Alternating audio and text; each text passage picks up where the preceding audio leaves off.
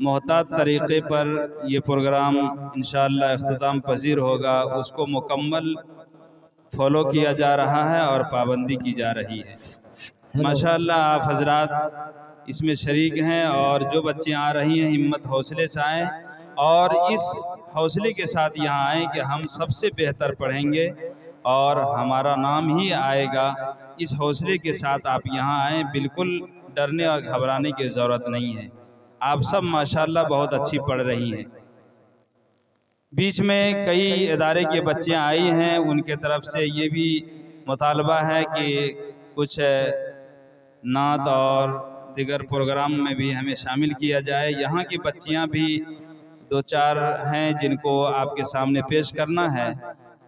اور ہمارے معززین علماء کرام ہوں گے، وہ ان کو بھی اسی پروگرام کے بیچ میں ہمیں سننا ہے، تاکہ پروگرام مکمل اپنے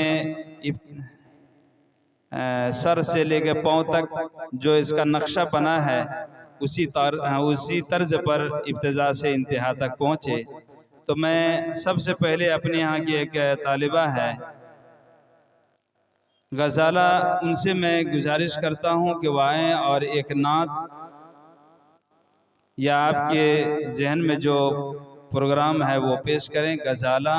کوئی بتائے دریاؤں کو ایسی روانی کس نے دی،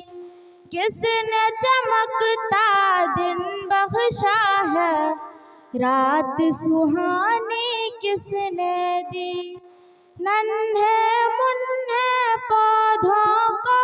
گلشن میں جوانی کس نے دی، وہ یکتا قدرت بھی یکتا ہے میرا اللہ، لا الہ الا اللہ، لا الہ الا اللہ۔ سوچو ذرا فرعون کے گھر میں موسیٰ کو پالا کس نے،